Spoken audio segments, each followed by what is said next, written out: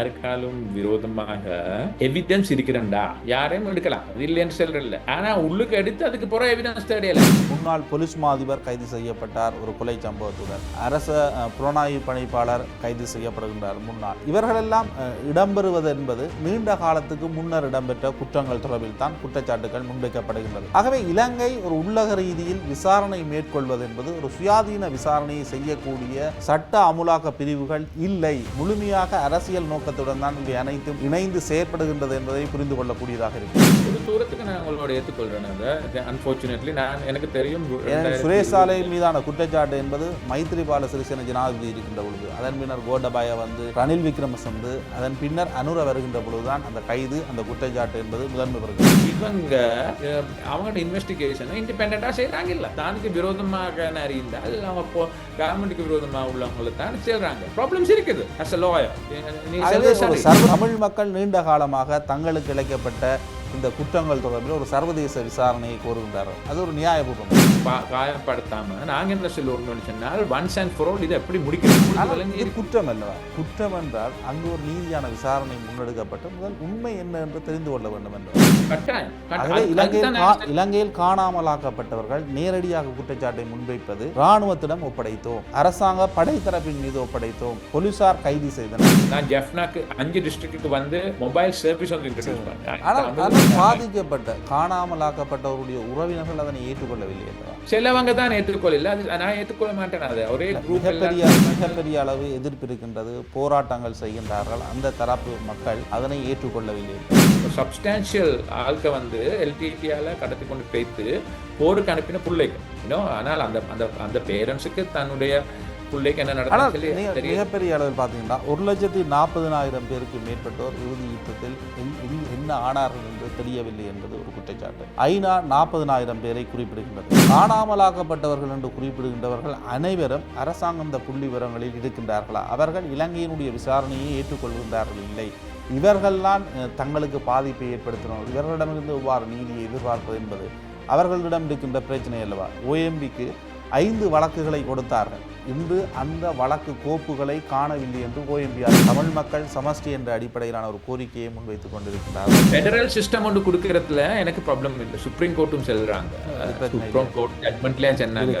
ஆனால் அது மக்களுடைய காணி. இராணுவம் தேசிய பாதுகாப்புக்காக சுவீகரிக்கின்றது. அந்த காணிக்குள் இராணுவ தளபதி வந்து விகாரை ஒன்றை கட்டுகின்றார். முதலாவது சட்டப்படியாக இந்த முக்கிய இஷ்யூஸை ரிசால்வ் பண்ணணும். ரெண்டாவது வந்து இந்த மாதிரி சென்சிட்டிவ் இஷ்யூ வேற நாட்டுகள்ல ஒரு முறை ஒன்று இருக்குது, இதை ரிசால்வ் பண்ணணும். ஆனால் இது திட்டமிட்டு இராணுவ தளபதி அந்த விடயத்தை மேற்கொள்கின்றார்களா? மக்களுடைய காணி என்று தெரியும், தேசிய பாதுகாப்புக்கு தான் இந்த காணியை நாங்கள் பிடித்து வைத்திருக்கின்றோம், ஏன் அந்த இடத்துல ஒரு விகாரை கட்ட வேண்டும்? எனக்கு அந்த 100% அதில் என்ன பின்னுக்கு இருந்த எனக்கு விளங்காது. ஆனால் அதில்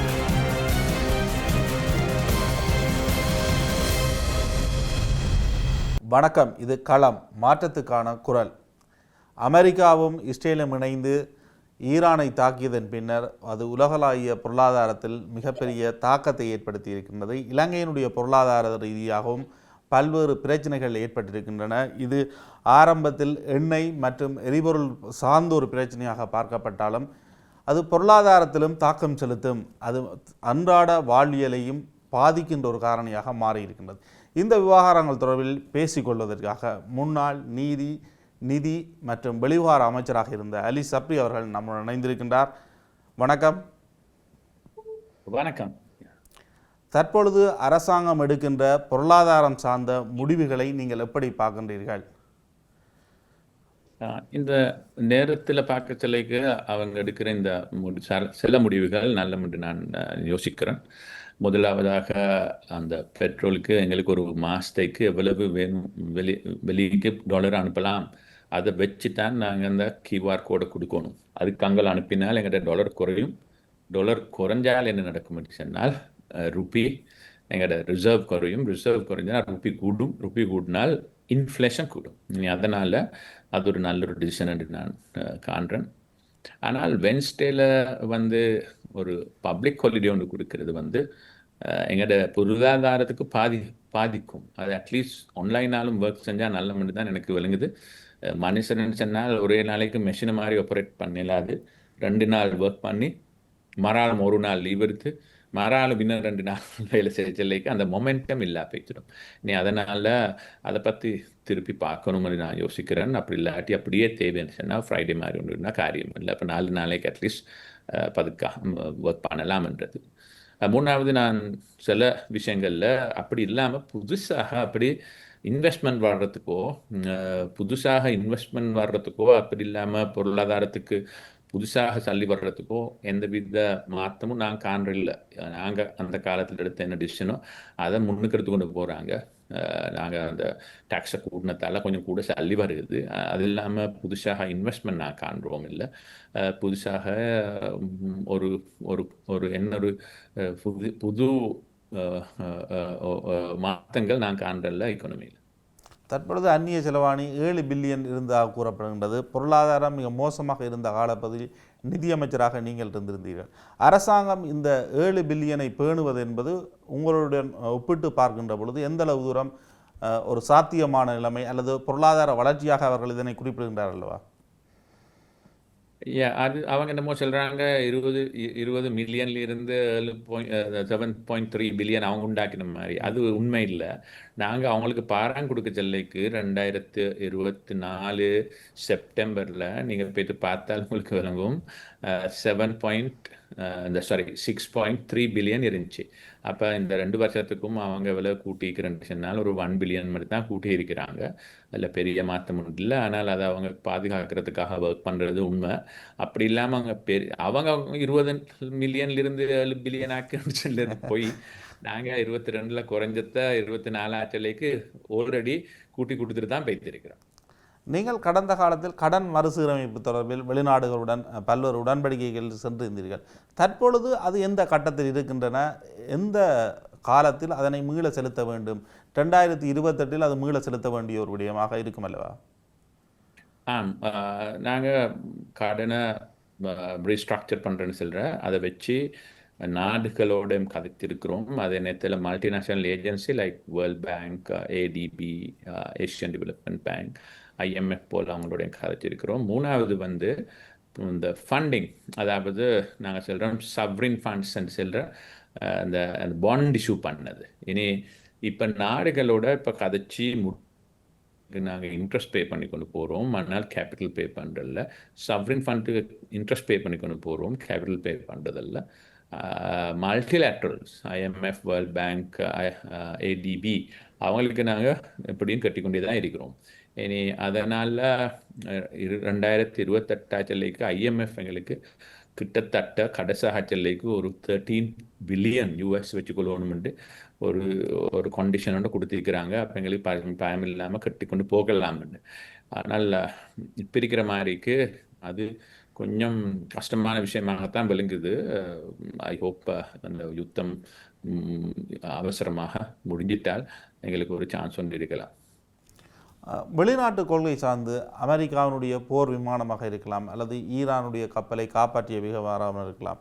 இந்த விவகாரங்களை நீங்கள் எப்படி பார்க்கின்றீர்கள்? இது இலங்கையை ஒரு தைரியமாக இந்த விவகாரங்களை கையாண்டதாக பார்க்கின்றீர்களா? அப்படித்தான் பிரசிடென்ட் சொன்னார் அன்றைக்கு பார்லிமெண்ட்டில். எங்களுக்கு தெரியாத என்ன உண்மைன்னு சொல்லி பிரசிடென்ட் சொன்னார் அமெரிக்காவால் 2 அவங்களுடைய ஃப்ளைட்ஸை எங்கேக்கு பேன் பண்ணுறதுக்கு எங்களோட பெர்மிஷன் கேட்ட டைம் அவர் கொடுக்கலன்னு சொன்னார். அது சரி இல்லையோ என்ன தெரியாது. அப்படி சொன்னால் நல்லம். அது எங்களுக்கு தேவையில்லை வேறு யாரோட யுத்தத்தை இலங்கைக்கு எடுத்து கொண்டு வர்றதுக்கு. ஆனால் அது யுத்தத்துக்காக வரக்கூடிய யானங்களையும் நார்மலாக பயணம் போகிற வாகனங்களுக்கும் இந்த கப்பல்களுக்கும் ஷிப்புகளுக்கும் வேற லோ இருக்குது. UN convention on law the sea அன்க்ளோஸ்ன்னு சொல்லுவாங்க. அதுபடிக்கு ஈவன் பெலிஜரண்ட் நேஷன்ஸ், அதாவது யுத்தத்தில் சம்பந்தப்பட்டுள்ள நாடுகளுக்கு இடையில அவங்களோட கப்பல் ஷிப்பானின் கூட அவங்க அது யுத்தத்துக்காக சம்பந்தப்படாத இந்த ஷிப்புகள் என்றால் அவங்களுக்கு ஒரு இன்னசென்ட் பேசேஜ் கொடுக்கறதுக்கு லிட்டரல் ஸ்டேட்டாக எங்களுக்கு ஒரு முக்கியமான கடமை இருக்கிறது. இனி பலர் கதைகள் சொல்கிறாங்க. முதலாவது அன்றைக்கு நான் கண்டன் ஈரானியன் எம்பாசடர் சொல்கிறாங்க, புதுசாக தான் சொல்லினாங்க. உண்மையாகவே அந்த 2 கப்பலும் இந்தியாவுக்கு ஒரு ட்ரில்லுக்கு போய்த்து வாருது. அப்போ ட்ரில்லுக்கு போச்சல்லைக்கு அவங்களுக்கு அதில் எந்தவித ஆயுதமும் எடுத்துக்கொண்டு போகவே இல்லாது. இனி ட்ரில்லுக்கு போகிற இதை வந்து டார்கெட் பண்ணி அதை உடைச்சி போடுறது மிச்சம் சீரியஸ் ஒரு விஷயம். அவங்க சொல்கிறாங்க நேரத்தோடு எங்கள்கிட்ட நாங்கள் வர சொல்லி லாஸ்ட் மோமெண்ட்டில் 10 மணி நேரமாக இதை வர்றதுக்கு இட முடியலைன்னு சொல்லி அதுக்கடியில் தான் வந்து அடிச்சுட்டு போய்த்திருக்கிறாங்க. அதில் காரணமாக கிட்டத்தட்ட 1110 சேலர்ஸ் உயிரிழந்தாங்க. இன்னும் 80 பேர் நாங்கள் காப்பாற்றி கொண்டோம் டிஸ்ட்ரெஸ் காலுக்கு ரெஸ்பான்ஸ் பண்ணி. ஸோ உண்மையாகவே அப்படின்னு சொன்னால் எங்களோட டியூட்டியை நாங்கள் செஞ்சில்ல. ஆனால் அதுக்கு பிறகு 2வதாக அவசரமாக போய்த்து அவன் டிஸ்ட்ரெஸ் காலுக்கு பண்ணி அவங்க 80 பேரை காப்பாற்றி கொண்டு அதே நேரத்தில் 110 பேருடைய சடலங்களை எடுத்து திருப்பி அங்கே அனுப்புறதுக்காக செஞ்சது சரியான விஷயம். 2வது ஃப்ளைட்டுக்கு வர்றது 2வது ஷிப்புக்கு வந்து இலங்கையில் எந்தவித கம்பேட்டிங் ப்ரோசஸுக்கும் இடம் விடாமல் இருக்கிறதும் சரியான விஷயம். இனி அதனால் இன்னும் கொஞ்ச நாள் போகும். இதில் உண்மை எதுன்னு சொல்லி ஆனால் கடற்படை தளபதி வருகை தருமாறு கூறியிருந்தால் அது உத்தியோகபூர்வ வருகையா அல்லது உத்தியோகபூர்வ வருகையா? கட்டாயம் வேற யாரு சொல்றாங்க கடற்படை ராணுவ பெரியவர் அவர் வர சொன்னாலே. உத்தியோகபூர்வ வருகை என்பது இலங்கையில் தொடர்ந்தும் ஒரு பிரச்சனைக்குரிய வார்த்தையாக பார்க்கப்படுகின்றது. ரணில் விக்ரமசிங்கனுடைய பயணம் கூட அப்படிப்பட்டதல்லவா? அதுதான் அதை உண்மையாகவே உத்தியோகபூர்வம் என்று சொல்லி சொன்னால் நேவி கமாண்டர் ஒரு ட்ரில்லுக்காக இலங்கைக்கு வர சொன்னால் இந்தியாவுக்கு போய்த்து இந்தியாவில் மீட் பண்ணி இந்தியாவில் அவங்க போய்த்துட்டு வர சொல்லைக்கு அது உத்தியோகபூர்வமாக தான் இருக்கும். உத்தியோகபூர்வம் இல்லாட்டி கூட உத்தியோகபூர்வம் இல்லைன்னு சொல்லுவோமே, இன்னசென்ட் பேசேஜ் கொடுக்கறதுக்கு நாங்கள் எங்களோட ரெஸ்பான்சிபிலிட்டி.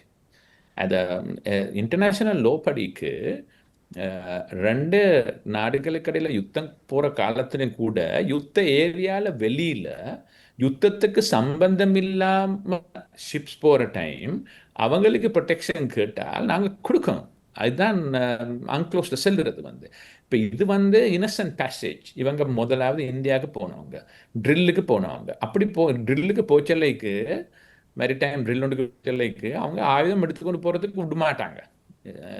அதனால் இது பாவம். இது அந்த மனுஷர் அங்கே அப்படி அந்த சேலர்ஸ் மாதிரி இருக்கச்சல்லைக்கு அவங்க எக்ஸ்போஸ்ட். அவங்கள்ட்ட எந்த யுத்த ஆயுதமும் இல்லை. ஆனால் வெளிவிவகார அமைச்சின் ஊடாக அவர்களுக்கு வருகை தருமாறு கூறவில்லை என்ற ஒரு விடயத்தை அரசாங்கம் கூறுகின்றது. இல்லை அதான் அது நேவி கமாண்டருக்கு அது தெரியாமல் இருக்கிறதுக்கு காரணம் இல்லை.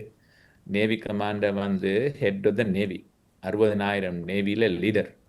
அவருக்கு தான் நேவியை பற்றி குட்வில் கோலை பற்றி ஆக முக்கியமாக தெரியும். என்னை அதனால் அவர் மீட் பண்ணி வாங்கன்னு சொல்லி சொன்னால் அது ஒரு உத்தியோகபூர்வமான அறிவிக்க. அதுதான் நான் நேரத்தோட மறாலும் சொல்கிறேன். அது உத்தியோகபூர்வம் இல்லாட்டி கூட காப்பாற்றியிருக்க வேண்டும். இல்லாட்டி கூட ட்ரில்லுக்கு போனவங்க அவுட் சைட் அவங்க அந்த யுத்தத்துக்கு சம்பந்தப்படுறல்லாத இந்த ஷிப்ஸ் என்று சொன்னால் அவங்க இன்னசென்ட் பேசேஜ் ஒன்று கேட்டால் இன்னசென்ட் பேசேஜ் என்று சொன்னால் அந்த காலத்தில் இது முடியங்காட்டும் எங்களுக்கு கொஞ்சம் இருக்கிறதுக்கு இடம் தாங்க, எங்களோட சாப்பாடுக்கு இடம் தாங்க, எங்களை வெஹிக்கிளை எங்களோட ஷிப்பை நிப்பாத்துக்கு ஒரு இடம் கொடுக்குறேன்னு சொல்லி சொன்னால் அந்த அன்க்ளோஸுக்கு சைன் பண்ண ஒரு நாடாக எங்களுக்கு ஒரு ரெஸ்பான்சிபிலிட்டி ஒன்று இருக்குது. அதுக்கு எங்கள்கிட்ட கன்சென்ட்டை கொடுக்கறதுக்கு அதிலிருந்து வெளிக்கு பாயலாது எங்களுக்கு. நடுநிலை என்பது அதாவது வெளிநாட்டு கொள்கையை பொறுத்த வரைக்கும் நடுநிலையான கொள்கை, அனைவருடனும் நட்பு என்ற ரீதியில் இலங்கை தொடர்ந்து செயற்பட முடியுமா? ஐ திங்க் நடுநிலைமையான என்று சொல்றது இப்போ நான் அலைன்டுன்னு அந்த காலத்தில் சொல்றது அதில் அர்த்தம் வந்து யாரோடையும் ஒன்றும் செய்யறதில்லை என்று இல்லை, அத்தனை நாடோடையும் நாங்கள் சேர்ந்து நடக்கிறோன்னு சொல்கிறேன். அப்படின்னு சொல்லி சொன்னால் இப்போ என்ன சொல்லணும் மல்டி அலைன்னு சொல்லி ஒரு நாட்டோட ஒரு குரூப்போட மட்டும் சேர்ந்து நடந்தால் அடுத்த குரூப்புக்கிட்ட கோபத்துக்கு தான் நாங்கள் ஆளா. இலங்கை போகிற ஒரு நாட்டுக்கு அந்த மாதிரி ஒரு சைடு எடுத்து வாழ முடியாது. என்ன சரி விலந்து தொடங்கி ப்ராப்ளம் ஆகினா அவங்க ஒருத்தர் எங்களுக்கு வர மாட்டாங்க. இப்போ நான் உதாரணமாக ஒன்று சொல்கிறேன். 1977, 78 வந்த யூஎம்பி கவர்மெண்ட் நல்லா திறமா செஞ்சாங்க, ஓப்பன் எக்கானமியும் இன்ட்ரடியூஸ் பண்ணாங்க. ஆனால் நாங்கள் கொஞ்சம் யூஎஸோட கூட நெருங்கி வெஸ்டர்ன் கண்ட்ரியோட கூட நெருங்கி ஜாவாதுன்னு இந்தியாவை அன்டகனைஸ் பண்ணிக்கோம்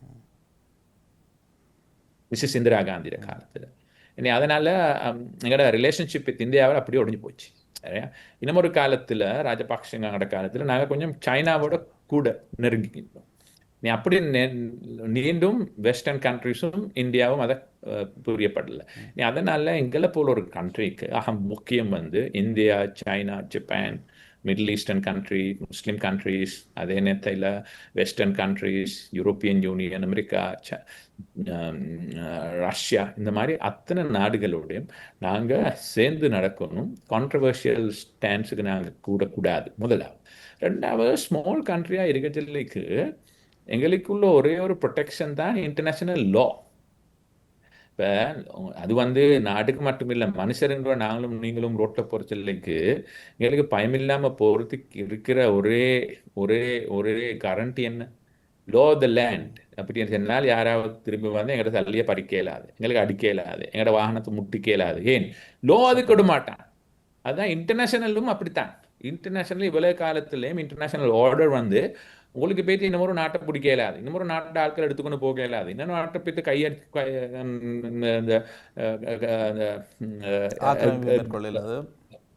கிரம செல்ல இயலாது. அப்படி இல்லாத காலத்துக்கு என்ன நடக்கும்? லோ த ஜங்கல். ஜங்கல்ல போனால் லோ ஒன்று இல்லை, அவங்களுக்கு தேவையான அவங்கள செய்வாங்க. அப்போ பவர்ஃபுல் நாடு பவர்ஃபுல் இல்லாத நாட்டுக்கு பின்னால போய்த்து அந்த மறாலும் அந்த நாங்கள் ஒரு 500 வருஷமாக இலங்கை வேறொரு ஒவ்வொரு நாடுட இந்த ஆட்சியில இருந்தாங்க. இனி அதுக்கு போகிறதுக்கு எங்களுக்கு இயலாது. 100 வருஷத்துக்கு பிறகு, 2வது வேர்ல்ட் வார்க்கு பிறகு. அதனால அதுக்காக இன்டர்நேஷனல் லோக்காக, யூஎன் சார்ட்டருக்காக முக்கியமாக நாங்கள் முன்னுக்காகிறதுக்கு எங்களுக்கு ஒரு தேவை ஒன்று இருக்குது, ஒரு ஒரு ஒரு ரெஸ்பான்சிபிலிட்டி ஒன்று இருக்குது. இல்லாட்டி இன்றைக்கு இப்படி இருப்பாங்க, நாளைக்கு இன்னும் ஒருத்தர் செய்வாங்க. ஆனால் தற்பொழுது உலக ஒழுங்கு என்பது வலிய நாடுகள் ஆக்கிரமிப்பை மேற்கொள்ளுங்க. அமெரிக்காவினுடைய போக்காக இருக்கலாம், ரஷ்யாவினுடைய போக்காக இருக்கலாம். இது எவ்வாறு இலங்கைக்கு தாக்கம் செலுத்தும்? இலங்கை எல்லா நாடுகளுடனும் இணைந்து எந்த ஒரு பக்கசார்பு நிலையையும் எடுக்காமல் இருக்க முடியுமா? கொஞ்ச நாள் எங்களுக்கு அப்படி இல்லாட்டி நாங்கள் யாரோட சேர்ந்து நிற்கணும். அப்படி 2 சாய்ஸ் தானே இருக்கு. ஒன்றோ ஒருத்தரோட ஜெயமாயிக்கணும், இல்லாட்டி யாரோட. அதுக்கு தான் நான் சொன்னேன் 78ல் இந்தியாவுக்கும் இலங்கைக்கும் இடையில சில கருத்து வேறுபாடுகள் இருக்க சொல்லிக்கு அமெரிக்கா வந்தாங்கல்ல, நாங்கள் அமெரிக்காவுக்கு க்ளோஸாக இருந்தோம். அமெரிக்கா வந்தாங்களா எங்களை பார்க்குறது வரமாட்டான். அதனால நாளைக்கு எங்களுக்கும் சைனாக்கு ப்ராப்ளம் முடிச்சானா நீங்கள் நம்புறீங்களா இந்தியா வந்து எங்களை பாதுகாப்பாங்க? பாதுகாக்க மாட்டாங்க. இப்போ இந்த சைனாவை வந்து வெனிசுவேலாவே பாதுகாக்கிறாங்க இல்லை. ஆனால் எவ்வாறு அந்த இரண்டுக்கும் இடையில் இலங்கை பயணிப்பது என்பது அதுதான் ஆக முக்கியம்.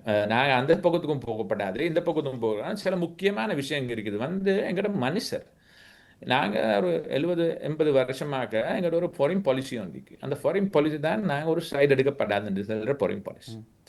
அந்த எந்த டைமில் நீங்கள் அதை மாற்றி வேறு ஃபாரின் பாலிசி எடுத்தாங்களோ எங்களோட மனுஷரை அடுத்த எலெக்ஷனில் எங்களை வீட்டுக்கு அனுப்புவாங்க. அதனால் அதை சொல்லணும். 2வது வந்து நாங்கள் என்ன சொல்லணும்னு சொன்னால், யாருக்கும் அவங்களோட மிலிட்டரி அக்சஸ், இன்டெலிஜென்ஸ் அது இதெல்லாம் இலங்கையில் இடம் கொடுக்கப்படாது. நோ வே. அப்படின்னு சொன்னால் எங்களுக்கு சம்பந்தம் இல்லை. யார்டேயும் கேம்போ, யார்டேயும் மெரிடைம், எங்களோட வாட்டர்ஸ்லையோ எங்களோட ஓவர்லேண்ட்லேயோ யார்டேயும் கேம்ப்ஸுக்கோ சப்மரீன்ஸுக்கோ இடம் கொடுக்கப்படாது. என்ன மட்டும் கேட்டால் அங்கே நேரம் நடந்தால் என்ன நடக்கும்? இன்றைக்கு என்ன நடந்திக்குது யுஏஇக்கு, இன்றைக்கு என்ன நடந்திக்குது ஓமானுக்கு, இன்றைக்கு என்ன நடந்திருக்கு சவுதி அரேபியா. அதனால் நாங்கள் மிச்சம் பொறுமையோட ஆஸ் அ பாலிசி தேவையில்லாத இதுக்கு சம்பந்தப்படாமல் எங்கள்கிட்ட ஜாப்பை செஞ்சு கொண்டு நாங்கள் எல்லாரோடையும் சேர்ந்து நடக்கிறது தான் இலங்கை போல ஒரு மிடில் இன்கம் கண்ட்ரி ஒன்றுக்கு ஆக நல்லது. அதுதான் எங்களோட ஹிஸ்ட்ரி. அதுக்கு யாருக்கும் எங்களுக்கு அதுக்கு விரோதமாக ஒன்றும் செல்ல முடியாது. நீங்கள் கொண்டு சென்ற அந்த வெளிவிவகார கொள்கையை தான் தற்பொழுது அரசாங்கம் முன்னெடுக்கின்றதா? ஆம், அதில் எந்தவித வித்தியாசமும் இல்லை. ஆனால் ஜேவிபியினுடைய பாரம்பரியம் என்பது இந்திய எதிர்ப்பல்லவா? நான் நம்புறதுக்கு அது நான் ஹாப்பி. இந்தியா எதிர்ப்புன்னு பொய்வேலே உண்டு. இந்தியாவுக்கு எதிர்ந்து எங்களுக்கு வேலை இல்லாது. இந்தியா எங்களோட neighbour, India big power, India developing. அப்போ நாங்கள் அவங்களோட ஒரு நல்ல அண்டர்ஸ்டாண்டிங்கோட ஒன்றுக்கு ஒர்க் பண்ணணும். அதில் இடையிலேயும் 2 விஷயம் இருக்குது. ஒன்று தான் இந்தியாவுக்கு நாங்கள் இந்தியாவோட எக்ஸ்டென்ஷனாக இயலாது. எங்களுக்கு இந்தியா செல்றது தான் செய்கிறேன், இந்தியாவோட கேட்டு தான் செய்கிறேன்னு சொன்னால் நீங்கள் இந்தியாவோட ஒரு பிராந்தே ஆகிடும். நாங்கள் என்ன செய்யணும், இந்தியா அதே நேரத்தில் இந்தியாவுக்கு விரோதமாக போகிறது தேவையும் இல்லை எங்களுக்கு. லாஸ்ட் 10 இயர்ஸை பார்த்தா இந்தியா எங்களுக்கு மிச்சம் முக்கியமான விதிக்கு உதவி பண்ணியிருக்கிறாங்க. அதை யாருக்கும் மேலான்னு சொல்ல இயலாது. ஏன்னா 2022 நாங்கள் இருக்கிற காலமும் எங்களோட நாட்டை மீண்டும் பேங்க்ரப்சிலேருந்து வெளியே வர்றதுக்கு இந்தியா பெரிய ஒரு பெருசாக உதவி செஞ்சாங்க. அதே நேரத்தில் தித்வா எடுத்தாலும் அப்படித்தான். அதே நேரத்தில் 2019 ஆக்சுவலி எங்களோட அந்த ஈஸ்டர் சண்டே அட்டாக் அத்தனை இன்ஃபர்மேஷனும் இந்தியன்ஸால கொடுத்திருக்கிறாங்க. எங்களுக்கு அதை செஞ்சு கொள்ளலாம் போனது தான் ப்ராப்ளம். அதனால India had been good to us. அதனால நான் யோசிக்கிறேன் என்னன்னு சொன்னா, இந்தியாவோட சேர்ந்து நடக்கிறது தான் ஆக முக்கியம். ஆனால் அதே நேரத்தில் எங்கிட்ட அந்த இங்கிலீஷால் சொல்லுவாங்க ஸ்ட்ராட்டஜிக் ஒட்டோனமி, சேர்ந்து நடக்கிற நல்லம். அதே நேரத்தில் நாங்கள் ஒரு வித்தியாசமான சவ்ரின் நேஷன் என்று மறக்கக்கூடாது. ஆனால் இந்தியாவையும் சீனாவையும் அவ்வாறு கையாள முடியுமா இலங்கையால்? கையாள முடியுமா என்றது இல்லை இஷ்யூ. கையாளுறதுக்கு செய்யணும், எங்களுக்கு வேலை செய்ய வேற ஆப்ஷன் இல்லை. என்ன மட்டும் கேட்டா ஒன்று மட்டும் அறியணும், சைனா 2005 இலங்கையில் பெருசாக இன்வெஸ்ட் பண்ணினாங்க. அந்த இன்வெஸ்ட்மெண்ட் மூலம்தான் இலங்கை இந்த நெக்ஸ்ட் லெவலுக்கு இந்த இன்ஃப்ராஸ்ட்ரக்சர் வந்திருக்குது. அது யாருக்குமே இல்லைன்னு சொல்ல இல்லாது. எங்களோட இக்கானமி 2005 2015 அந்த மஹிந்த ராஜபக்ச காலத்தில் கிட்டத்தட்ட 6.2% க்ரோ ஆயிடுச்சு.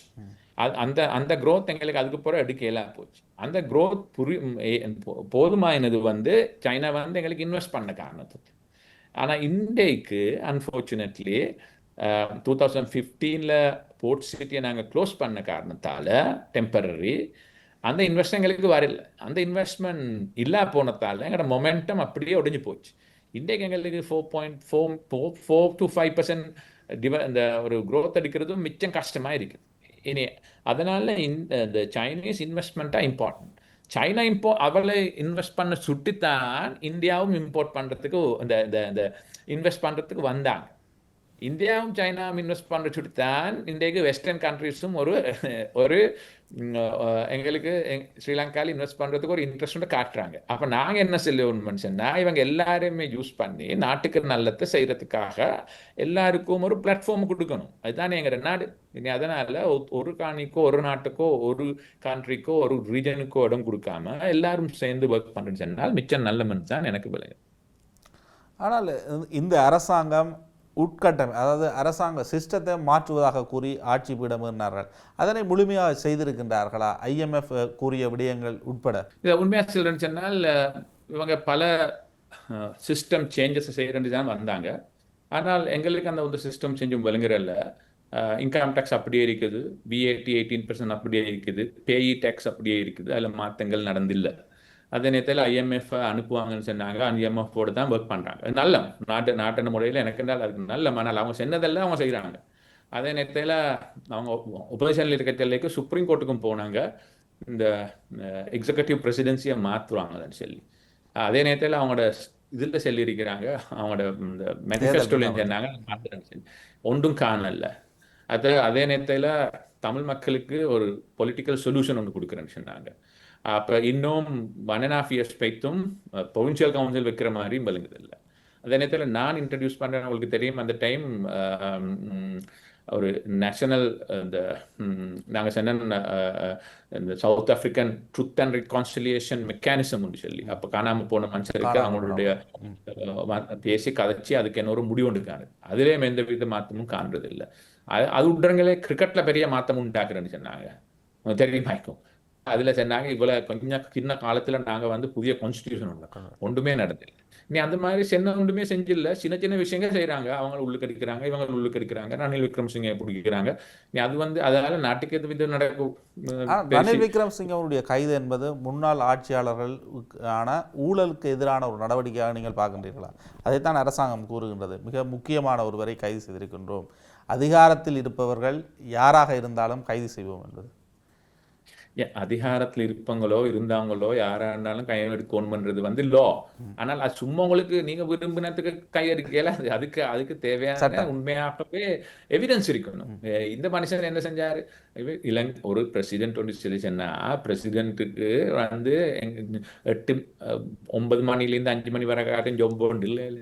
அது வந்து 24/7 ஜாப் உண்டு. எவ்வளவு காலம் பிரசிடென்டா இருக்கிறாங்களோ அந்த காலத்துல பிரசிடென்ட்டுக்கு ஒரு 4 முக்கியமான விஷயத்த கவர்மெண்டால கொடுக்கணும். என்னது? செக்யூரிட்டியை கொடுக்கணும். 8 வரைக்கும் மக்கள் நிக்கிறதுக்கு ஒரு இடம் கொடுக்கணும். டிரான்ஸ்போர்ட்டேஷன் கொடுக்கணும். அவர் எங்க போகணும் எங்க வரணும்னு சொல்லி மெடிக்கல் ஃபெசிலிட்டிஸ் கொடுக்கணும். இனி இது என்ன நடந்தது? யூஎனுக்கு போய்த்து திரும்பி வர டைம் ஒரு நாள் அந்திக்கு இருந்துட்டு ஒரு உத்தியோகபூர்வமான அவருடைய வைஃபுடைய ஒரு கிராஜுவேஷன் செரமனிக்கு அவருக்கு வித்தியாசமான ஒரு இன்விடேஷன் கிடைச்சிருந்துச்சு. அதை வச்சு போய்த்துட்டு வந்திருக்கிறாங்க. 16,000 எவ்வளோ செலவழிச்சேன்னா 16 மில்லியன். அவர் ஒன்றும் முடித்ததில்லை. அதில் ஹோட்டலில் விட்டால் அதில் உள்ள எல்லாமே வந்து அவரோட செக்யூரிட்டிக்கும் அவரோட டிரான்ஸ்போர்ட்டேஷனுக்கும் நான் நேரத்தோட சொன்னது அவருக்கு அக்கமடேஷனுக்கும் கொடுத்தது. இனி அதில் பின்னால் போனேன்னு சொல்லி அதை என்னமோ உழல முடிக்கிறேன்னு சொல்லலாம் எங்களுக்கு நான் ஏற்றுக்கொள்ள மாட்டேன். முதலாவது பொலிட்டிக்கலி மோட்டிவேட்டட். யார் அந்த கம்ப்ளைண்ட் கொடுத்தது பிரசிடென்ட் செக்ரட்டரி. அதுல விளங்குது எவ்வளவு தூரத்துக்கு பர்சனலாக இவங்களுக்கு விரோதமாக பழி எடுக்கணும். இது வந்து as a lawyer I don't condone this. நீ அதனால நீ யாரும் ஒத்தரும் நீதி கொசக்காலையும் இல்லை, நீதிக்கு பணிச்சாலையும் இல்லை. ஆனா எல்லாரும் லாக்கு முன்னுக்கு ஈக்குவல். நீ உண்மையாகவே ஒரு குறை ஒன்று செஞ்சிருந்தால் அவங்கள முடிக்கலாம். ஆனா குறை சமைச்சு பின் போறது சரியில்லை. ஆனால் சட்டம் அதிபர் தரப்பும் அந்த அளவு தூரம் அந்த வாதங்களை வைக்கின்றது அல்லவா? அவர்கள் இதனை வந்து ஒரு ஊழலாகத்தானே அவர்கள் முதன்மைப்படுத்தி தங்களுடைய வாதங்களை முன்வைக்கின்றார்கள். அப்போ சட்டமாதிபர் ஒரு சுயாதீனமாக செயற்படுகின்ற தரப்பென்றால் இந்த வழக்கில் அவ்வளவு பிரச்சனைகள் எழாதல்லவா? அதான் சட்டமாக சிலவங்க என்ன நடக்கிறான்னு சொன்னால் கேஸ் ஒன்று பாரம்பெடுத்தால் அது சரியோ பொலியோன்னு சொல்லி பாரம்பெடுக்காமல் அதுக்காக சும்மா ஃபைட் பண்ணுவாங்க. முக்கியம் வந்து அட்டர்னி ஜெனரல் வந்து பிரைவேட் பார்ட்டி மாதிரி இல்லை. இப்போ நான் பிரைவேட் லாயர்ன்னு சொன்னால் நீங்கள் வந்து என்ன ரிட்டைன் பண்ணால் எனக்கு சல்லி தந்தால் நான் உங்களுக்காக வித்தின் த லா ஃபைட் பண்ணேன். அது என் ஜாப். ஆனால் ஏஜிக்கு சேலரி கொடுக்கறது வந்து வேறொருத்தரும் இல்லை, இலங்கை மக்கள் பப்ளிக். இனி அதனால எங்களோட பல ஜட்மெண்ட்ல இருக்கிறாங்க. ஏஜிட ரோல் வந்து ஒரு பிரைவேட் கவுன்சில் லோன் மாதிரி இல்லை. இனி அதனால முக்கியம் அவங்க டிஸ்பேஷனட்டாக அது சொன்னால் நம்ம பிரைவேட் கவுன்சில் பேசுற மாதிரி பேசக்கூடாது. I don't accept that kind of interference in submissions what they made. இனி அதனால அது முக்கியமாக பார்க்கணும் முன்னுக்கு. ஆனால் நான் சொன்ன மாதிரி இதுல அவர் சலியறது கொண்டு என்னமோ பிரைவேட் புராஜல் போய்த்திருக்கிறாண்டால் ஓகே, அப்படி இல்லாட்டி என்னமோ போய்த்து ஹெரட்ல வைத்து இந்த ஷாப்பிங் பண்ணியிருக்கிறாண்டால் ஓகே, அதில் செஞ்சிருக்கிறாங்க ஒந்த வே பேக். இனி இதனால உண்மையாகவே யாருக்காலும் முன் பின்னால போகணும்னு சொன்னால் நல்ல கேசஸ் அறிஞ்சு அதை வச்சு செய்யலாமே. ஏன் இதுக்கு பின்னால போறதுன்றது? ஜனாதிபதியினுடைய செயலாளரும் கைது செய்யப்பட்டார் அல்லவா? அவர் ஒரு அரசு அதிகாரியாக இருந்த இந்த வழக்கில். அதுதான் இப்ப அப்படி நடக்கிறதால எங்களுக்கு வர ப்ராப்ளம் வந்து இந்த எஸ்எல்ஏஸ்ல உள்ள சில முக்கியமான மனுஷரை அவங்களோட சர்வீஸ்ல உள்ளவங்களுக்கு தெரியும் யாருடா ஒனஸ்ட் ஆஃபீஸர்ஸ், யாரு டிஸ்ஆனஸ்ட் ஆஃபீஸர். சமன் ரத்நாயக்க வந்து அவர் வந்து சமன் ஏக்கநாயக்க வந்து ஒரு முக்கியமான ஒரு ஒரு ஆனஸ்ட் ஆஃபீஸர். இல்லாட்டி அவர் இன்னும் எங்க இருக்கிறாங்க, இன்னும் பானந்துறையில தான் இருக்கிறாங்க. இனி அதனால அவ்வளவு பேரை வச்சு இந்த மாதிரி சில பேர்த்து பிடிக்கிறாங்க. இனி அதனால சில விஷயங்கள்ல எனக்கு இந்த இவங்க ஓவர்போர்ட் பேத்திருக்கிறாங்களா, இதுல வந்து பொலிட்டிக்கலி மோட்டிவேட்டட் ப்ரொசிக்யூஷன் செய்யறாங்களா என்ற ஒரு அவர் தொடர்பிலும் சட்டம் அதிபர் முன்வைக்கின்ற விமர்சனம் என்பது கடுமையாக அல்லவா நீதிமன்றத்தில் இருக்கின்றது? அதான் என்ன சொல்றாங்க, அவர் என்ன செஞ்சுக்கிறாங்க, அவர் சொல்லி எடுத்துக்கிறாங்களா? பிரசிடென்ட் ரிக்வெஸ்ட் ஒன்று பண்ணால் அவர் ஃபார்வர்ட் பண்ணிக்கிறாரு, அட்டர்னி ஜெனரலுக்கு ஆடிட்டர் ஜெனரலுக்கு அனுப்பி வைக்கிறார். ஆடிட்டர் ஜெனரல் அதில் எந்த வித ப்ராப்ளம் இல்லைன்னு சொல்லி இருக்கிறாங்க. அவருக்கு என்ன செய்ய சொல்றாரு? அவர் பிரசிடென்ட் என்ன போன் பண்ணி சொன்னா நீங்க போவானு சொல்லலாமா? அந்த மாதிரி திஸ் ஆர் இஷ்யூஸ் முன்னுக்கு தான் பார்க்கணும். இதே போன்றுதான் அரச புலனாய்வு பிரிவினுடைய முன்னாள் பணிப்பாளராக இருந்த சுரேஷ் சாலை அவர்கள் கைது செய்யப்படுகின்றார். உயிர்த்த ஞாயிறு குற்றச்சாட்டுடன் நேரடியாக அவருக்கு தொடர்பு இருக்கின்றது என்பதுதான் அந்த குற்றச்சாட்டாக இருக்கின்றது. இது எந்த வகையில் இலங்கையினுடைய நீதித்துறை சார்ந்து, இலங்கையில் இதற்கு முன்னர் இருந்த அதிகாரத்தில் இருந்த படைத்தரப்பு சார்ந்த ஒரு குற்றச்சாட்டுகளுக்கு ஒரு முன்னுதாரணமாக மாறும்? இல்லை எங்களுக்கு உண்மையாகவே யாருக்காலும் விரோதமாக எவிடன்ஸ் இருக்கிறண்டா யாரையும் எடுக்கலாம், அது இல்லைன்னு சொல்றதில்ல. ஆனா உள்ளுக்கு எடுத்து அதுக்கு புற எவிடன்ஸ் தேடையல. நான் ஒரு உதாரணம் சொல்றேன், ஏன்னா யாரு சரியோ யாரு பிள்ளைங்களே இல்லை. உங்களுக்கு தெரியும், பிள்ளையான உள்ளுக்கு எடுத்தாங்க. என்ன சொன்னாங்க? ஆனந்த விஜயபால பார்லிமெண்ட் வந்து சொன்னாங்க இவர் எடுத்துக்கிறது ஈஸ்டர் சண்டேன்னு சொல்லி. ஆனால் சுப்ரீம் கோர்ட்டுக்கு எஃப்ஆர் ஒன்னார் போட்டா பிரசிடென்ட் போற ஒப்ஜெக்ஷன்ஸ்ல என்ன சொல்றாரு? அதுக்கு சம்பந்தம் இல்லை, வேற யாருடைய ஒரு மரணத்துக்காக இவ்வளவு இப்படி போய் செய்யலாமா? அது போன ஏப்ரல்ல. இப்ப இந்த ஏப்ரல் வர செல்லைக்கு கார்டினல் வரைக்கும் வருவாரு, வந்து சொல்லுவாரு 21ஆம் தேதி ஏப்ரல் செல்லைக்கு எங்களுக்கு என்ன நடந்திருக்குது ஒன்றுமில்லை. அவரை ப்ளீஸ் பண்றதுக்கு இந்த மனுஷனை எடுத்துக்கிறாங்க. இனி அந்த எடுத்தாண்டு நீங்க கண்டிப்பீங்க. கோட்ஸால அந்த முதலாவது கேட்டாங்க அந்த அந்த பிரஸ் கான்ஃபரன்ஸ்ல என்ன காரணத்துக்காக அவர்களுக்கு எடுத்தேன். அவங்க ஒருத்தரும் செல்லல, முன்னுக்கு தான் எனக்கு செல்லலாம். அப்ப எவிடன்ஸ் இல்லாம தான் அவளுக்கு எடுத்துக்கிறான். Dangerous situation. அதே மாதிரி மேஜிஸ்ட்ரேட் கோர்ட்டு ஃபர்ஸ்ட் டைம் போனேன்னு கேட்டாங்கன்னா இவருக்கு என்ன குற்றச்சாட்டு இருக்குது? இவர் ஒரு அக்யூஸ்டா? அதுக்கு அடுத்தாண்டு தான் இவர் அக்யூஸ் ஆக்குறாங்க. சரி, அதனால யாரும் செல்லறில்ல, யாருக்கும் விரோதமாக எவிடன்ஸ் இருக்கிறா எடுக்க வேணும்னு சொல்லி. ஆனால் மியர்லி பிகாஸ் சம்படி செய் இது யார் இந்த அசாத் மௌலானான்றது? இலங்கை விட்டு வேற நாடு கிளம்பி அங்க அசைலம் தேடி அதை ஜஸ்டிஃபை பண்றதுக்காக வாய்க்கு வர பொய்ய சென்ற மனுஷன் உண்டு. இனி அந்த மனுஷன் பேச்சை வச்சு ஆட்கள் அப்படி சும்மா உள்ளுக்கெடுத்தா என்ன நடக்கும்னு சொன்னால் நாங்கள் அறிஞ்சுக்கொள்ளணும். இந்த ஸ்ரீலங்கா இன்டெலிஜென்ஸ் என்ற ஒரு ஆக முக்கியமான இலங்கையில சமாதானத்துக்கு, சாந்திக்கு, மனுஷருக்கு இடையில செக்யூரிட்டிக்கு ஆக முக்கியமான ஒரு விஷயம். அதால தான் எங்களோட நேஷனல் செக்யூரிட்டியை பாதுகாக்க அந்த மனுஷரை சும்மா தேவையில்லாம எவிடன்ஸ் இல்லாம போயிட்டு ஹண்ட் பண்ணினா அதுக்கு பிறகு அந்த வேலையை செய்யற இன்டெலிஜென்ஸ் ஆஃபீஸர்ஸ் மாதிரி அது செய்ய மாட்டாங்க, டிசிஷன் எடுக்க மாட்டாங்க. அது நாங்கள் இதை 2 தடவை காணணும். ஒருக்கா உங்களுக்கு தெரியும். ஆனால் ஒரு அடுத்த பக்க பார்வையாக பார்க்கின்ற பொழுது முன்னாள் பொலிஸ் மா அதிபர் கைது செய்யப்பட்டார் ஒரு கொலை சம்பவத்துடன். அரச புலனாய்வு பணிப்பாளர் கைது செய்யப்படுகின்றார் முன்னாள். அதே போன்று முன்னாள் ஜனாதிபதி கைது செய்யப்படுகின்றார். இவர்களெல்லாம் இடம்பெறுவது என்பது நீண்ட காலத்துக்கு முன்னர் இடம்பெற்ற குற்றங்கள் தொடர்பில் தான் குற்றச்சாட்டுகள் முன்வைக்கப்படுகின்றது. ஆகவே இலங்கை ஒரு உள்ளக ரீதியில் விசாரணை மேற்கொள்வது என்பது ஒரு சுயாதீன விசாரணையை செய்யக்கூடிய சட்ட அமுலாக்க பிரிவுகள் இல்லை. முழுமையாக அரசியல் நோக்கத்துடன் தான் இவை அனைத்தும் இணைந்து செயற்படுகின்றது என்பதை புரிந்து கொள்ளக்கூடியதாக இருக்குமா? ஒரு தூரத்துக்கு நான் உங்களோட ஏற்றுக்கொள்றேன். அதை அன்ஃபார்ச்சுனேட்லி எனக்கு தெரியும் சுரேஷ் சாலை மீதான குற்றச்சாட்டு என்பது மைத்ரிபால சிறிசேன ஜனாதிபதி இருக்கின்ற பொழுது, அதன் பின்னர் கோட்டபாய வந்து ரணில் விக்ரமசிங்கே, அதன் பின்னர் அனுர வருகின்ற பொழுதுதான் அந்த கைது, அந்த குற்றச்சாட்டு என்பது முதன்மை பெறுகின்றது இல்லையா? இல்லை, அதுதான் இப்போ 4 விஷயம் இருக்குது நாங்கள் அறியணும். ஒரு supreme court judge Janak Silva இன்னும் 5 ஜட்ஜஸ்மாரோட சேர்ந்து ஒரு கமிஷன் ஒன்று இருந்துச்சு. அந்த கமிஷன் ரிப்போர்ட் இருக்கு. அதே நேரத்தில் பார்லிமெண்ட் செலக்ட் கமிட்டி ரிப்போர்ட் ஒன்று சுப்ரீம் கோர்ட்டோட ஜட்மெண்ட் ஒன்று கொடுத்தாங்க. ஃபர்ஸ்ட் 5 ஜட்ஜஸ் வந்து அதே நேரத்தில் இமாம் சுப்ரீம் கோர்ட் ஜட்ஜாக இருந்த இமாமோட கமிட்டியால் சேனல் 5 அலிகேஷன்ஸை பற்றி ஒன்று இருக்கு.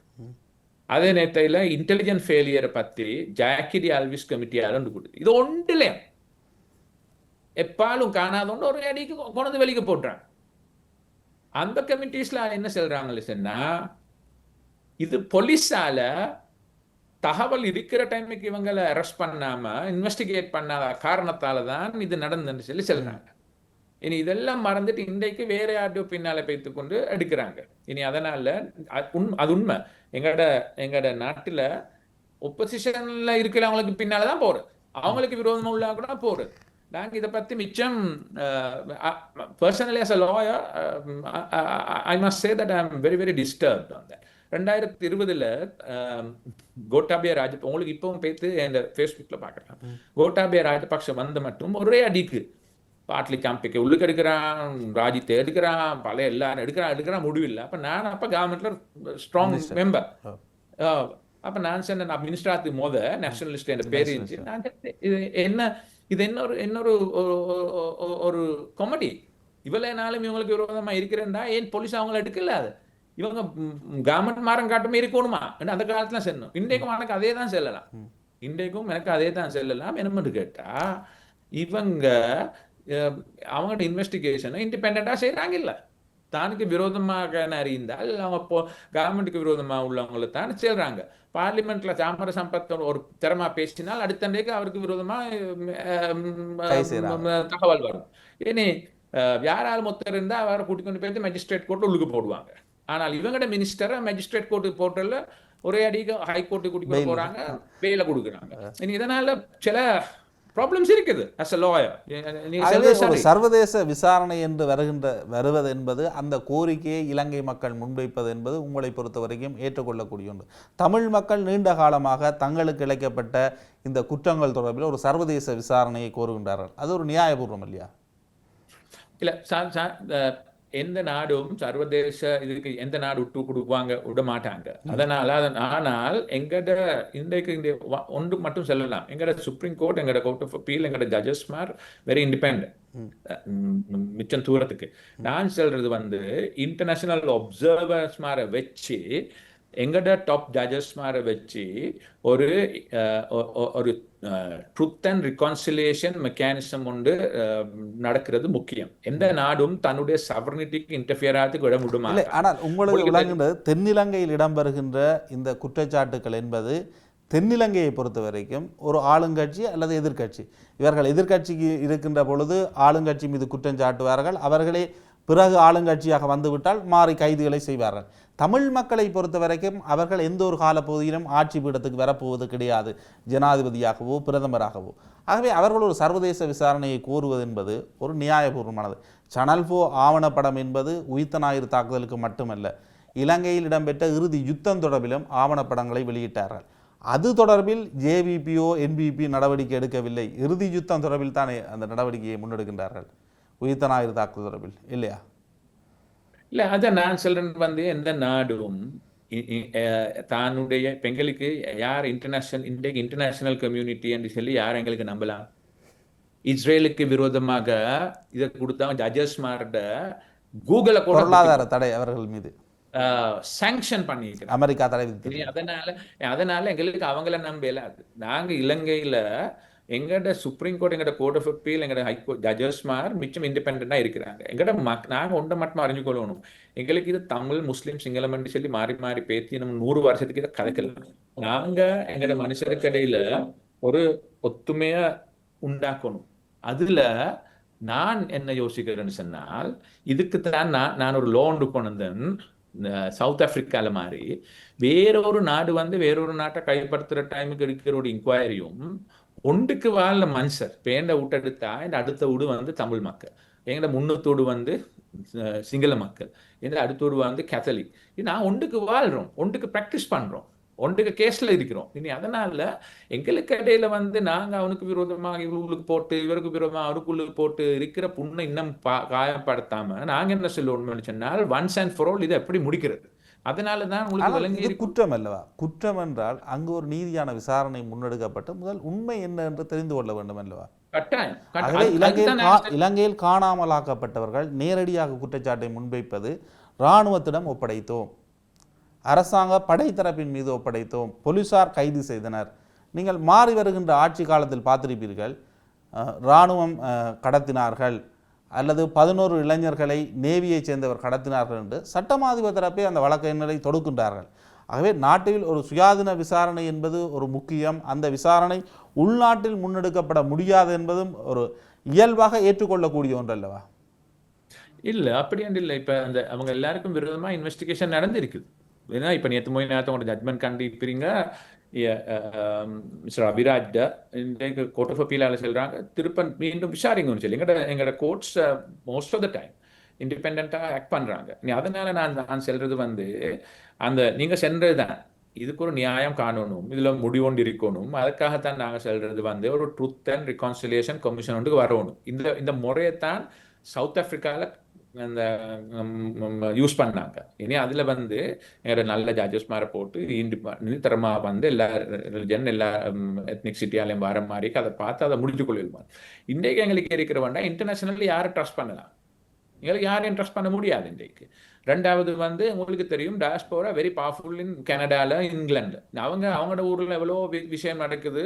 காதாவில் எந்த நாளும் ஆட்கள் கொள்றாங்க. இதை பற்றி ஒரு பேச்சும் பேசுறதில்ல. ஆனால் அவங்களோட நாட்டில் ஓட்ஸுக்காக வந்து பல விஷயமே எங்களுக்கு விரோதமாக பேசுகிறாங்க. நீ அவங்கள சிங்கள மனுஷரை ஏற்றுக்கொள்வாங்களா? சவுத்தில் ஏற்றுக்கொள்வாங்களா? நீ அதை இந்த ரெண்டையும் பார்க்கணும். நாங்கள் பேலன்ஸ் ஒன்று பண்ணணும். நாங்கள் எந்த சொல்யூஷனை கொடுத்தாலும் கடைசியில் சவுத்தில் உள்ள மெஜாரிட்டி சிங்கள மனுஷர் இது வந்து ஒரு இன்டர்நேஷனல் இன்டர்ஃபியரன்ஸ் வந்தால் எங்களுக்கு ஒன்றுமே முடியாது. அதே நேரத்தில் தமிழ் மக்கள் இதில் எங்களுக்கு நம்பிக்கை இல்லைன்னு சொல்லி சொன்னால் அதில் இந்த புரோஷனமும் இல்லை. அதனால நான் சொல்றேன், நாங்கள் இதை ஒரு மிடில் தனத்துக்கு வரணும். இன்டர்நேஷனல் ஒப்சர்வர்ஸ் ஒப்சர்வ் பண்ண கொடுத்து எங்கட ஒரு டிஆர்சி உண்டு, ட்ரூத் அண்ட் ரெக்கன்சிலியேஷன் கமிஷன் ஒன்று வச்சு அதில் எங்களோட மனுஷருக்கு என்ன நடந்ததை பற்றி அறிய கொடுத்து யாருக்கு விரோதமாகவோ உண்மையாகவே ஒரு எவிடன்ஸ் இருக்கிறா அவங்களுக்கு விரோதமாக ப்ரொசிக்யூட் பண்ணணும். எவிடன்ஸ் இல்லாட்டி அவங்க அந்த மனுஷருக்கு அவங்களோட பேரண்ட்ஸுக்கு அவங்களோட ஃபேமிலிக்கு தேவையான சப்போர்ட்டை கொடுத்து கவுன்சிலிங் பண்ணணும். அதே நேரத்தில் மீண்டும் இது நடக்காமல் கூட்டத்துக்கு என்ன செய்யணும். இந்த மாதிரி பல விஷயங்கள் எங்களுக்கு செய்யலாம். இனி அதனால் நான் நம்பின மட்டுமில்லை, நான் அதுக்காக எஸ்டாப்ளிஷ் பண்ணேன். என்ற காலத்தில் நான் overseas office of overseas Sri Lankan அப்படின்னு சொன்னால் வெளிநாட்டில் வாழ்ற ஸ்ரீலங்கனுக்காக இங்கேக்கு நாங்கள் எப்படி அவங்களோட சம்பந்தப்பட்டு அவங்களுக்கு உதவி செய்கிறோம் என்று சொல்லி அம்பாசடர் கிருஷ்ணமூர்த்தியை வச்சு ஒரு ஒரு செக்ரட்டேரியட் உண்டாக்கினாங்க. திறமா வேலை செஞ்சு கொண்டு போனாங்க. இவங்க கவர்மெண்ட் வந்து அதை அடுத்தண்டே இல்லாமக்கி போட்டாங்க. ஆஃபீஸ் ஆஃப் மிஸ்ஸிங் பர்சனுக்கு வந்து நான் எந்த காலத்தில் தான் மிச்சம் சல்லி நான் இன்ட்ரடியூஸ் பண்ணேன். நான் ஜெஃப்னாக்கு 5 டிஸ்ட்ரிக்ட்டுக்கு வந்து மொபைல் சர்வீஸ் வந்து இன்ட்ரடியூஸ் பண்ணேன். ஆனால் பாதிக்கப்பட்ட காணாமலாக்கப்பட்டவருடைய உறவினர்கள் அதனை ஏற்றுக்கொள்ளவில்லை அல்லவா? சிலவங்க தான் ஏற்றுக்கொள்ள, அது நான் ஏற்றுக்கொள்ள மாட்டேன். அது ஒரே மிகப்பெரிய அளவு எதிர்ப்பு இருக்கின்றது, போராட்டங்கள் செய்கின்றார்கள். அந்த தரப்பு மக்கள் அதனை ஏற்றுக்கொள்ளவில்லை அல்லவா? இல்லை, நான் அதை ஏற்றுக்கொள்ள மாட்டேன். என்னமென்று கேட்டால் உங்களுக்கு என்னென்ன நம்பர்ஸ் இருக்குது. 1990 2000 2010 வரங்காட்டும் யுத்தத்தில் முக்கியமான காலத்தில் காணாமல் போனவங்களோட அப்ளிகேஷன்ஸ் யார் இருக்கிறாங்க. ஐசிஆர்சி கொடுத்துருக்காங்க, யூஎன்ஏ கொடுத்துருக்காங்க, எங்களுக்கு தந்திருக்கிறாங்க. எல்லாத்தையும் சேர்த்து நம்பர்ஸ் எடுத்தால் கிட்டத்தட்ட ஒரு 6500 பேர் மட்டும் அந்த கம்ப்ளைண்ட் கொடுத்துருக்கிறாங்க. சரியா? அந்த காலத்தில் அதே காலத்தில் கிட்டத்தட்ட ஒரு 4000 ஸ்ரீலங்கன் ஆர்ம் ஃபோர்ஸஸ் கூட இல்லா பேத்திருக்கிறாங்க. அது ரெண்டு பக்கத்தாருக்கும் இல்லை. எனக்கு விளங்குற மாதிரிக்கு நான் நடந்த மாதிரிக்கு இந்த 6500 பேரில் ஒரு சப்ஸ்டான்ஷியல் ஆட்க வந்து எல்டிடியால கடத்தி கொண்டு போய்த்து போருக்கு அனுப்பின பிள்ளைகள். ஆனால் அந்த பேரண்ட்ஸுக்கு தன்னுடைய பிள்ளைக்கு என்ன நடந்தது மிகப்பெரிய அளவில் பார்த்தீங்கன்னா 1,40,000 பேருக்கு மேற்பட்டோர் இறுதி யுத்தத்தில் என்ன ஆனார்கள் என்று தெரியவில்லை என்பது ஒரு குற்றச்சாட்டு. ஐநா 40,000 பேரை குறிப்பிடுகின்றது. காணாமலாக்கப்பட்டவர்கள் என்று குறிப்பிடுகின்றவர்கள் அனைவரும் அரசாங்கம் இந்த புள்ளி விவரங்களில் இருக்கின்றார்களா? அவர்கள் இலங்கையினுடைய விசாரணையை ஏற்றுக்கொள்கின்றார்கள் இல்லை. இவர்கள்தான் தங்களுக்கு பாதிப்பை ஏற்படுத்தினோம். இவர்களிடமிருந்து எவ்வாறு நீதியை எதிர்பார்ப்பது என்பது அவர்களிடம் இருக்கின்ற பிரச்சனை அல்லவா? OMBக்கு 5 வழக்குகளை கொடுத்தார்கள். இன்று அந்த வழக்கு கோப்புகளை காணவில்லை என்று OMB அறிவித்திருக்கின்றது அல்லவா?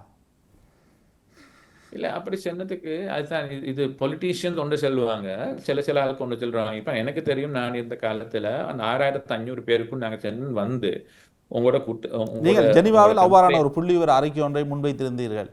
அதனை நான் ஏற்றுக்கொள்கின்றேன். ஆனால் அதனை கடந்து பாதிக்கப்பட்ட தரப்பு தங்களுக்கான ஒரு நீதி கோரிக்கையை தொடர்ந்து முன்வைத்து வருகின்றார்கள் அல்லவா? இல்லை, அதான் அதுக்கு நாங்கள் ஒரு சொல்யூஷன் கொடுக்கணும். இது நான் என்ன சொல்கிறேன்னு சொன்னால், இது ஒன்றை மட்டும் அறிஞ்சு கொள்ளணும்னா, எங்களோட காலத்தில் நான் 27 எல்டிடி கான்விக்டட் கிரிமினல்ஸுக்கு ஆட்களுக்கு நாங்கள் இந்த பாடம் கொடுத்தோம், including the person who was convicted for 200 years for the central bank the bombing. அதனால் நாங்கள் என்ன எழுதுன்னு சொன்னால், அன்ஃபார்ச்சுனேட்லி ஒரு யுத்தம் நடந்துச்சு. இவங்க பர்சனலாக இவங்க கொள்ளோன்மெண்ட் செய்யல, ஒரு பொலிட்டிக்கல் இதுண்டு வயலன்ஸ் ஆயிடுச்சு. கவர்மெண்ட்டும் அப்படி இவரை யோசிச்சு கவர்மெண்ட் ஃபோர்ஸஸும் இவனை கொள்ளணும்னு சொல்லி செல்ல அவங்க அந்த டைம்ல இருந்தது. சில எக்ஸஸ் நடந்திருக்கும். அதனால தான் நான் சொல்ற வந்து வேற நாட்டில் நடக்கிறத இதுக்கு கண்ட்ரோல் பண்ண இயலாது. நாங்கள் ஒரு நாட்டில் வாழ்ற ஒரு மக்கள். இனி இந்த மக்களுக்கு இடையில சுரேஷ் சாலையை பற்றி பேசுகின்ற பொழுது அந்த உயிர்த்த ஞாயிறு குண்டு தாக்குதல் வெளிநாட்டு முகவர்கள் கூட இங்கு விசாரணைகள் மேற்கொண்டிருந்தார்கள், FBI போன்ற அமைப்புகள். ஆனால் அதனை தாண்டி அவர் மீது ஒரு குற்றச்சாட்டை தற்பொழுதைய அரசாங்கத்தினால் முன்வைக்கக்கூடியதாக இருக்கின்றது. ஆகவே வெளிநாட்டு நிபுணர்களுடைய கருத்துக்களை ஏற்று இலங்கையில் விசாரணை என்பது ஒரு தெளிவுகரமானதா அல்லது உண்மையானதாக நம்பக்கூடிய அளவில் இல்லை என்பதுதான் இதனை முழுமையாக வெளிப்படுத்துகின்றது. ஆகவே ஒரு சுயாதீன விசாரணை என்பது எப்பொழுதும் ஒரு சர்வதேச குற்றவியல் நீதிமன்றமோ சர்வதேச நீதிமன்றத்தில் நடக்கின்ற விசாரணை என்பது தானே மக்களுடைய எதிர்பார்ப்பாகவும் இருக்கின்றது, ஒரு நியாயபூர்வமாகவும் இருக்கும் என்று ஒரு உலகளாவிய ரீதியில் நம்பக்கூடிய ஒரு விடயம். அது உச்சபட்சம் என்பது இல்லையா? ஒரு சட்டத்தரணியாக சரி, அதை சொல்லிதான் நான் சொல்றேன். ஒரு டிஆர்சி வந்து வந்தால் அதுல நாங்க எதிர்பார்க்கிறோம் கமிஷனர்ஸ் மாதிரி இருப்பாங்க. அந்த கமிஷனர்ஸ் மாதிரி வந்து போலீஸ் ஆஃபீஸர்ஸ் இல்ல, அவங்க ரிட்டையர்ட் ஜட்ஜஸ், சிவில் சொசைட்டி, அவங்க செல்வாங்க இதை இன்வெஸ்டிகேட் பண்ணுங்க. அவங்க வேற இன்வெஸ்டிகேட் உண்டு. இனி இது எங்கட நாட்டில் எங்கட சமுதாயம் எல்லாரும் இதை தமிழ் மக்கள் சிங்கள மக்கள் பார்க்காம இலங்கையினர் பார்த்து அதை செய்யணும், செஞ்சு ஒரு முடிவுண்டு வரணும்ன்றதுதான் என்னுடைய அபிப்பிராயம். என்னமென்று கேட்டா, நாங்க இதை ஃபாரின் கண்ட்ரிஸால் இங்க வரச்சொல்லி சென்னதுக்கு ஒரு நாளும் நடக்காது, அது நடக்கவும் ஆகாது. எங்கட மனுஷர் அதை ஏற்றுக்கொள்ளவும் மாட்டாங்க. நீங்க ஒன்று அறியும், எனக்கு விளங்குது தமிழ் மக்களுடைய இந்த அவங்களுடைய feeling. I'm a very reasonable person. அதே நேரத்தில் உங்களுக்கு தெரியாது, பிடிஏ கூட மாத்தி, நான் பிடிஏ மாத்துறதுக்கு 2 காரணம் தான் எனக்கு நடந்துச்சு. அவங்களுக்கு 1.5 years போறதுக்கு கோர்ட்டுக்கு போயிட்டு இருக்கலாம். நான் இந்த பிள்ளைகளை இன்டர்வியூ பண்ண டைம் எனக்கு 2 விஷயம் வந்துச்சு. கோட்டாபய ராஜபக்ஷ ஜனாதிபதியோட பேசுதலுக்கு முதலாவது வந்து நான் எப்போ ஷாக் ஆயின்னு சொன்னால், உங்களுக்கு தெரியும் இந்த ரில்வான்னு சொல்லி அந்த இவண்ட யாரு அந்த ரிங் லீடர் 2019 அந்த பாம்பிங்ல சஹராண்ட பிரதர் பிரதரும் 16 பேரும் உங்களுக்கு தெரியும் அங்க சாய்ந்தமாடுல மாட்டினாங்க. அப்ப அதுக்கு பிறகுதான் எங்களுக்கு தெரிய வந்துச்சு, இவன் தான் இந்த 2 போலீஸ் ஆபீசர்ஸ்ல கொண்டு இருக்கிறாங்க. கொண்டு அந்த அது வரைச்சலை 2 தமிழ் பிள்ளைகளை உள்ளுக்கு எடுத்து அவங்க என்னமோ கன்ஃபெஷன் கொடுத்துன்னு சொல்லி அவங்கள வச்சு கொண்டு இருந்தாங்க. 2 வருஷம் 2-3 வருஷமா குற்ற ஒப்புதல் எவ்வளவு காலம் என்னமோ அவங்க சொன்னாங்க. அதே நேரத்தில் இன்னும் ஒன்று வந்துச்சு, நான் இது பார்லிமெண்ட்ல சொன்னேன், இன்னும் ஒரு வந்துச்சு, ஒரு பிள்ளை ஒன்று கொண்டு வந்தாங்க. எனக்கு இந்த பிரசன்ட்ல இருந்து நான் ஒரு இன்ஃபர்மேஷன் எடுக்க தெரியலைக்கு, அந்த பிள்ளை 20 வருஷமாக இந்த பிரிசன்ல வேற ஒருத்தட்டையும் ஃபைலும் இல்லை, அவருக்கு கேஸும் இல்லை, அவருக்கு பிடிஏல அந்த சிஐடியில் ஃபைலும் இல்லை, டிஐடியில் ஃபைலும் இல்லை.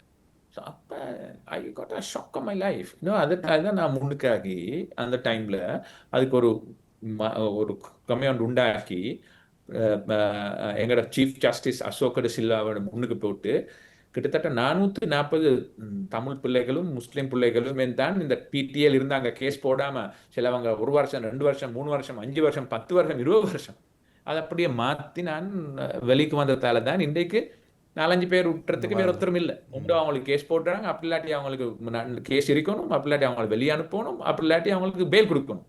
இனி அந்த நாங்கள் பார்க்குறது வந்து தமிழ் மக்களோ சிங்கள மக்களோ முஸ்லீம் மக்களோ ஒன்று இல்லை, யாருக்கு அநியாயம் நடந்ததோ நாங்கள் சிட்டிசன்ஸாக பார்க்கணும். அதுக்காகத்தான் நாங்கள் 26 பேருக்கு நாங்கள் அம்னஸ்டி கொடுத்தோம். சரியா? நீ தமிழ் மக்களும் அதே மாதிரி பார்க்கணும். நான் சொல்றேன், சில இடத்துல இந்த உண்மையை அழிஞ்சு கொண்டு நாங்கள் சில விட்டு கொடுத்துட்டு ஒன்றுக்கு வாழணும், ரிப்பரேஷன் வரணும். உண்மையாகவே யாராவதுக்கு சம்பந்தப்படுத்திருக்கிறேன்னு சொன்னால் அப்டக்ஷனோ அவங்களுக்கு விரோதமாக கேஸ் நடக்கணும். அதுக்கடையில் கிரே ஏரியா இருக்கிறேன்னு சொன்னால் உத்தரப்பிரதேசத்துக்கு பின்னால் உள்ளுக்கு போடலாம். 4வது வந்து யுத்தத்தில் சம்பந்தப்பட்ட டைம் என்ன நடந்திருக்கிறேன்னு சொன்னால் இன்டென்ஷன் வந்து அவங்கள பின்னால் பேத்து கொள்றது இல்லையான்னு சொல்லி சொன்னால் சில டைமுக்கு லைக் நாங்கள் அந்த சுப்ரீம் கோர்ட் இந்த சென்ட்ரல் பேங்க் பொம்புக்கு எடுத்தவரை ரிலீஸ் பண்ண மாதிரி ஒரு இடத்துல வந்து ஒரு அம்னஸ்டி ஒன்று கொடுக்கணும். இல்லையோ அதுக்கு உண்மையாகவே சம்பந்தம் இல்லாட்டி நீ அதனால நான் சொல்கிறேன், இதை கொஞ்சம் வித்தியாசமாக பார்க்கணுமன்றது தான் என் கருத்து. அப்படி இல்லாட்டி இதுக்கு ஒரு சொல்யூஷன் கிடைக்காது. இந்த நாளும் இதை பேசி இருக்கலாம். எங்கட மஞ்சள் இன்னும் பிரிஞ்சு கொண்டு போவாங்க. தம்பா டவுன் த லைன் ஒரு குரூப் மறாலும் ரெடிகலைஸ் ஆகுவாங்க. அது எங்களுக்கு தேவையில்லை. நாங்கள் இலங்கை வந்து ஒரு பசந்தான ஒரு நாடு, நாங்கள் எல்லாரும் சேர்ந்து ஒன்றுக்கு ஒர்க் பண்ணால் எங்களுக்கு இந்த நாட்டை மாற்றி எழுப்பலாம், எல்லாருக்கும் தரமாக இருக்கிற மாதிரி. இந்த தமிழ்நாடு எவ்வளோ முன்னுக்கு போய் இருக்கிறோம், அது மாதிரி நாங்கள் எங்களோட நாட்டை கட்டி எழுப்பணும்ன்றதான் ஆஸ் அ சிட்டிசன் என்னுடைய எக்ஸ்பெக்டேஷன். இறுதியாக ஒரு கேள்வி. இலங்கையில் உள்நாட்டு இனப்பிரச்சனை தீர்வு காணாமல் பொருளாதார ரீதியில் அபிவிருத்தி அடைவது என்பது சாத்தியமானதா? தமிழ் மக்கள் சமஷ்டி என்ற அடிப்படையிலான ஒரு கோரிக்கையை முன்வைத்து கொண்டிருக்கின்றார்கள். தங்களுடைய தாயகத்தை தொடர்ச்சியாக பேண வேண்டும், எங்களுடைய கலாச்சாரம் இன வீதாசாரம் மாற்றப்படக்கூடாது என்பதற்காக அவ்வாறான ஒரு கோரிக்கையை முன்வைக்கின்றார்கள் அல்லவா? நான் எனக்கு இந்த சமஷ்டிக்கு பற்றி எந்தவித ஒப்ஜெக்ஷனும் இல்லை. ரெண்டு டிஃபரன்ஸ் பிட்வீன் தோஸ் டூ. ஸ்ரீலங்காண்ட நாட்டில் வந்து எங்களை நாட்டை உடைச்சி கொடுக்கலாது. சமஷ்டி உடைப்பில்லை தானே? ஃபெடரல் சிஸ்டம் ஒன்று கொடுக்கறதுல எனக்கு ப்ராப்ளம் இல்லை. சுப்ரீம் கோர்ட்டும் செல்றாங்க, சுப்ரீம் கோர்ட் ஜட்மெண்ட்லயும் சொன்னாங்க சமஷ்டி வந்து வந்து செஷன் இல்லை. நீ அதனால அதை கொடுத்துன்னு சொல்லியோ அட்லீஸ்ட் ஸ்டார்ட் பண்ணுங்களே 13th அமெண்ட்மெண்ட்டை இம்ப்ளிமெண்ட் பண்ணி என்ன பண்ணி இருக்குதுன்னா, சிங்கள மக்களுக்கு ஒரு பயம் ஒன்று இருக்குது, இதை உடச்சு பேத்துடுவாங்களேன்னு சொல்லி. தமிழ் மக்களுக்கு பயம் ஒன்று இருக்கு, எங்களுக்கு இவங்க தரவே மாட்டாங்களேன்னு சொல்லி. அதை நான் சொல்றது வந்து let's start with what it is already. 13th அமெண்ட்மெண்ட்டை இம்ப்ளிமெண்ட் பண்ணி தமிழ் மக்களுக்கு தன்னுடைய நார்தர்ன் ப்ராவின்சஸ் தரமாக செஞ்சு கொடுத்து ஈஸ்டர்ன் ப்ராவின்ஸ் எனக்கு விளங்குற மாதிரி தமிழ் மக்கள், சிங்கள மக்கள், முஸ்லிம் மக்கள் எல்லாரும் சேர்ந்து ஒரு பொது இப்போ போட்டு தரமாக ரன் பண்ணி மனுஷருக்கடையில் வித்தியாசம் நம்பிக்கை உண்டாகினதுக்கு பிறகு இன்னும் ஒரு ஸ்டாண்டர்டுக்கு போகலாம். எங்களுக்கு என்ன நடந்துக்கிறேன்னு சொன்னால் உங்களுக்கு தெரியும். அதனை கடந்து 13ஆம் திருத்தம் நடைமுறைப்படுத்தவில்லை. ஆனால் அதனை கடந்து மக்களுடைய காணிகளில் விகாரை கட்டப்படுகின்றது. உங்களுக்கு தையீட்டி பிரச்சனை தெரியும். நீங்கள் நீதி அமைச்சராகவும் இருந்தீர்கள். நான் நினைக்கின்றேன் வெளிவிவகார அமைச்சராக இருக்கின்ற பொழுது தையீட்டு விவகாரம் என்பது மிகப்பெரிய ஒரு விவகாரமாக தொடர்ச்சியாக பேசப்பட்டது. உங்களுடைய அமைச்சு காலப்பகுதியினரும் அந்த பிரச்சனை இருந்தது. ஆனால் அது மக்களுடைய காணி. இராணுவம் தேசிய பாதுகாப்புக்காக சுவீகரிக்கின்றது. அந்த காணிக்குள் இராணுவ தளபதி வந்து விகாரை ஒன்றை கட்டுகின்றார்.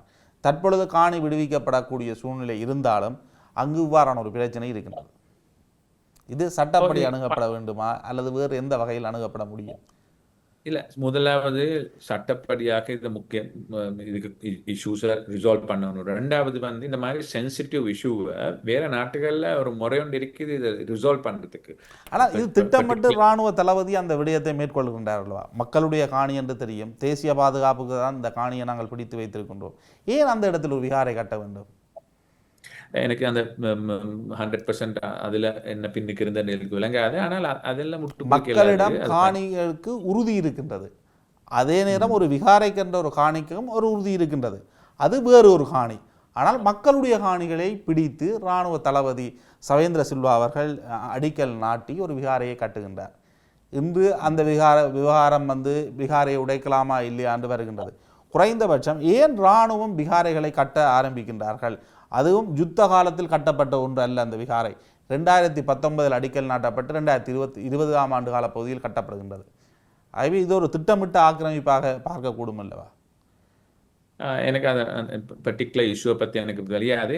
எப்படி என்றாலும் அப்படி ஒரு காணிக்கான ப்ராப்ளம் ஒன்று இருக்கிற என்றால் அதுக்கு வேறொரு ஸ்பெஷல் கோர்ட் ஒன்று சரி போட்டு அவசரமாக அந்த ப்ராப்ளத்தில் சால்வ் பண்ணணும். அதுக்காக வேறொரு சில நாட்டுகளில் வேறொரு இந்த சென்சிட்டிவ் இஷ்யூஸை பார்க்கறதுக்காக வேற ஸ்பெஷல் கமிட்டி ஒன்று இருக்குது. அந்த கமிட்டியால் பார்த்து அவங்க ரெக்கமெண்டேஷன் கொடுப்பாங்க. அவங்க சொல்லுவாங்க இமீடியட் ஆஃப்டர் மாதத்தில் செய்யணும், இது இல்லாட்டி இது திரும்பி திரும்பி பெய்துக்கொண்டே இருக்கும்.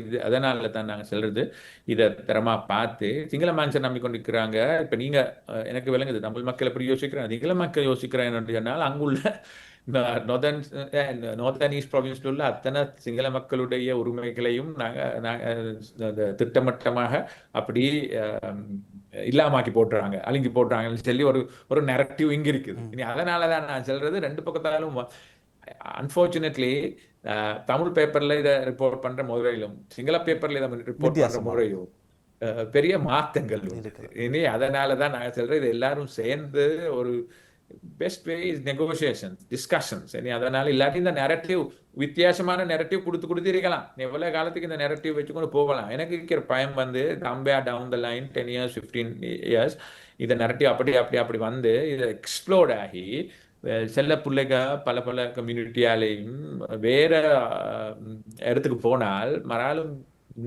மீண்டும் நாங்கள் தேவையில்லாத ஒரு வயலன்ஸுக்கு போகாமல் இருக்கணும். இனி அதனால தான் நான் Sri Lanka has so much of potential. We all can survive in this.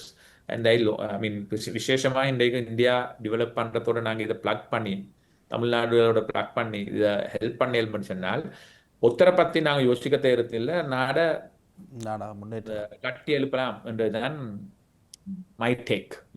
இவ்வளவு நேரம் இணைந்து கொண்டு நேரம் வழங்கி மிக்க நன்றிகள். தேங்க்யூ. இவ்வளவு நேரம் இந்த நிகழ்ச்சியை பார்த்து கொண்டு உங்களுக்கும் நன்றி, வணக்கம்.